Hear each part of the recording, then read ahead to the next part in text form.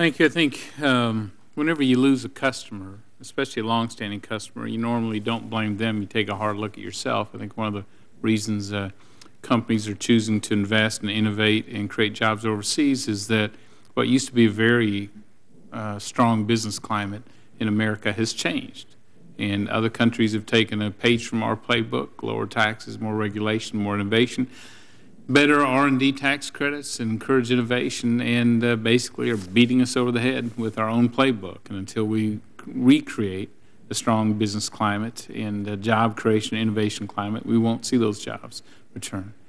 Dr. Ward, let me ask this from an academic standpoint. Dr. Greenstone, in responding to a question, made the assertion that fossil fuels contribute to higher infant mortality rates on hot days. In other words, oil and natural gas somehow contribute to more deaths of babies during hot days. In all your scientific work dealing with offshore, onshore oil and gas production, is there any scientific basis for that assertion? Not that I'm aware of.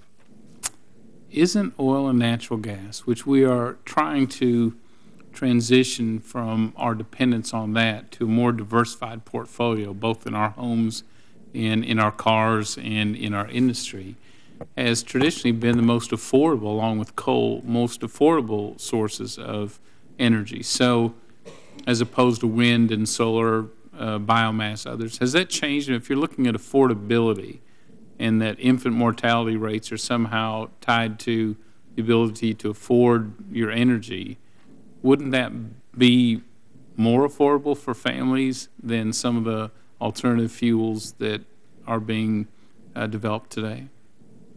Yes, certainly oil and gas fossil fuels in general are a more affordable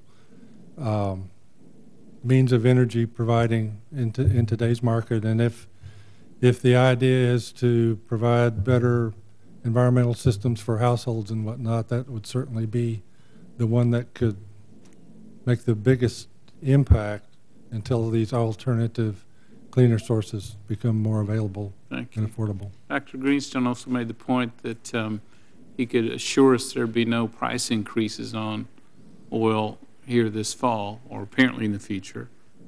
But when we have hurricanes coming through the Gulf, until there's assurance that there hasn't been disruption, oil prices on a world basis tend to go up. That's correct. If there's a hiccup in Nigeria's production, oil prices tend to go up. Can you or anyone on this panel assure us that energy prices will not go up as a result of this drilling moratorium? I certainly can, and I think that the price situation is so inelastic with oil and gas that any little hiccup or big hiccup certainly has immediate impact on prices. It's one of the reasons I think that we're hopeful there won't be an increase, because demand is so down. World demand is down right now. Will that demand ever increase?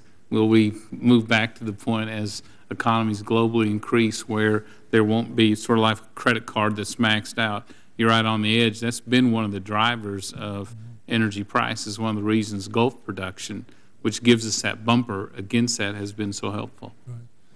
Well, I think the United States and every other country is very anxious for an economic recovery, and energy usage will certainly increase as the economies recover. One of the concerns that have been raised on the drilling moratorium, the loss of up to 300,000 jobs if we drive independence from the Gulf, the rigs that are already leaving, is that we have a global environment. Companies don't have to invest in the U.S., they choose to. And we're already hearing from companies that as they plan their capital budgets, they are looking at investing capital, their precious capital, into other countries rather than doing it here in our backyard. Does that mean, should we lose that investment along with the rigs and the equipment and the jobs, does that also cause a problem for future production and future jobs in the United States?